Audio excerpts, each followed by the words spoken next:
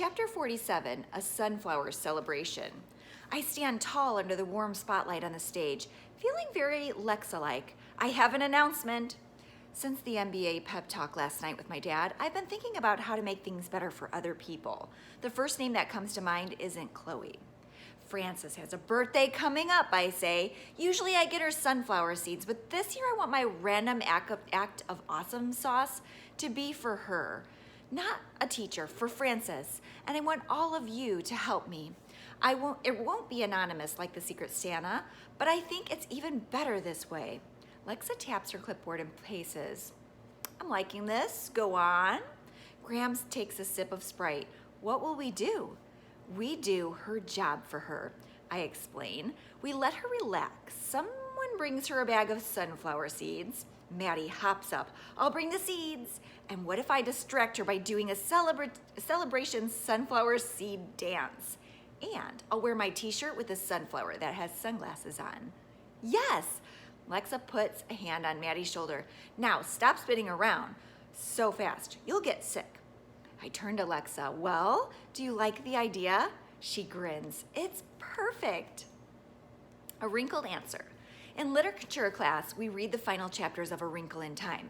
Miss Santos leads us in a discussion about the forces of good versus evil, good and evil. I'm still distracted by everything that's been going on, so I'm glad that Andrea's sitting next to me and keeps raising her hand, which means Miss Santos won't call on me. But then she does. What symbolizes the good, Allie? Allie? I've been spending most of the class staring at Andrea's sparkly blue notebook cover and thinking about instincts, decisions, Chloe not trusting me, sunflower seeds. Then back to the sparkly notebook. I am not thinking about literature, but Miss Santos is waiting for an answer. Things that are sparkly? Laughter erupts like a wave across the room. Miss Santos is fond of order, calm, quiet, not laughter that erupts. Usually, whenever someone goofs around in class, she sends them to the back desk, the one facing the closet. We call it the chair. For a moment, Miss Santos flicks her eyes between me and the chair, like she's figuring out what to do.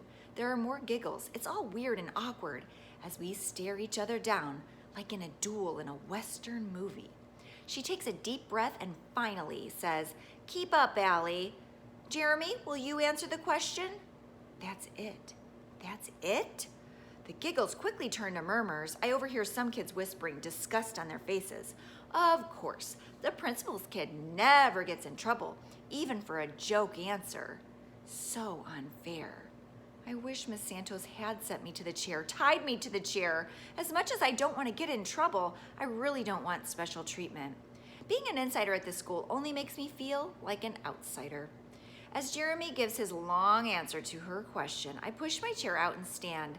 Without saying a word, I gather my books and walk straight to the back, to the chair. I sit and face the wall. This is what I deserve, to be treated like everyone else. After the whispers die down, the class goes back to work. I glance back and notice Chloe is looking at me, smiling. It happens. It happens just minutes before the final bell. Chloe Alvarez slips me a piece of paper. What you did today was awesome. Will you come to my birthday party? It's Friday after school. I can't have it on my real birthday because my brother has another swim meet. Ugh. Hope you can come. My mom will drive us all. Meet us in the carpool line, please. Signed, Chloe. My response, yes. And for the rest of the afternoon, I float. My happiness is showing. When I find the afters, Maddie is doing jumping jacks and counting them off. Allie, 4, 5, we need you, 6, 7. When she gets to 10, she stops and isn't even breathless. You're the one they all love. Why, who, what? I'm not sure which question I should ask. Strawberries. Lexa needs them washed and cut a certain way so they'll stick right on the cardboard and not fall off and get trampled and make a big mucky mess. And I'm out of M&Ms. Got any? Maddie thrusts her empty palms at me.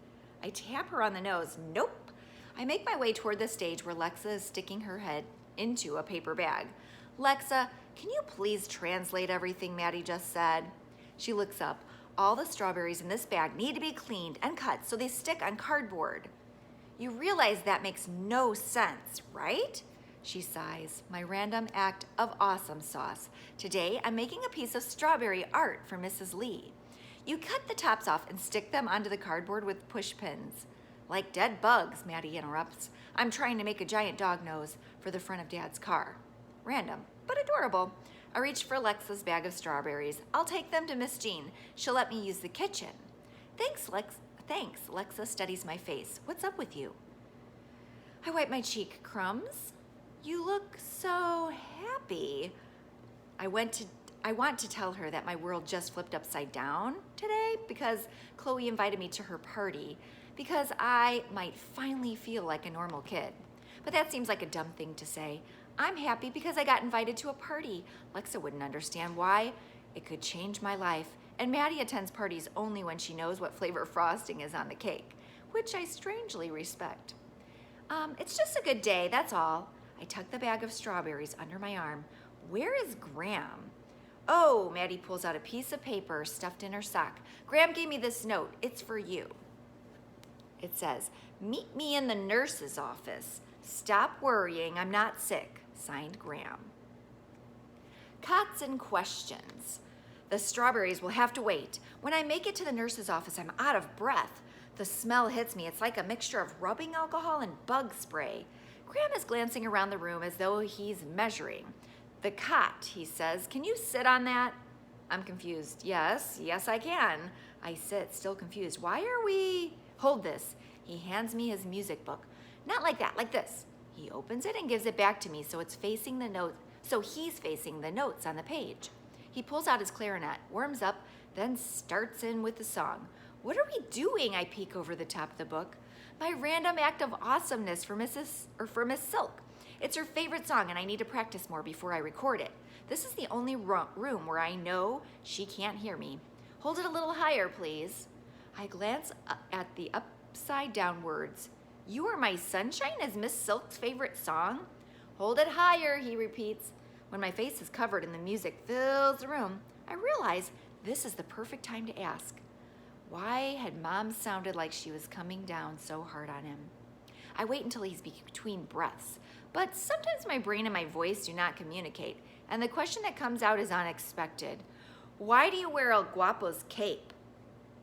Why did I just ask that? Oh, the room goes silent. Oh no, is he mad? I know his secret. I duck farther behind the music book. A finger appears over the top, and Graham gently pushes it down until our eyes meet. Protection, he says. I'm afraid to keep asking, but I need to know. Protection from boys like Joel Weber? He shakes his head. I wish it was that simple.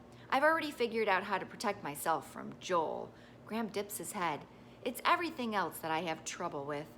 Even though Graham and I are not friends, or sort of friends, or after-school friends, or whatever we are, it feels strange to hear him say that. So, I hope he'll finish my sentence. So, let's get this awesome sauce project done. Graham lifts the music back up to cover my face. I don't ask any more questions. After a couple of practice runs through the song, Graham stops and packs up. Pretty great, I say. Now I just need to figure out how to record it for her. We do have a digital recorder at school, and if you've forgotten, I do have connections. Thanks, Sally. He leads me to the door and turns out the light. So now I have a question for you. Yes, my arms are numb from holding that book. He laughs. Why are you smiling so much this afternoon? Friend, not friend, whatever we are, I blurted out. I'm invited to Chloe's party. We walk in silence for a few steps, stride for stride. Then he whispers, cool.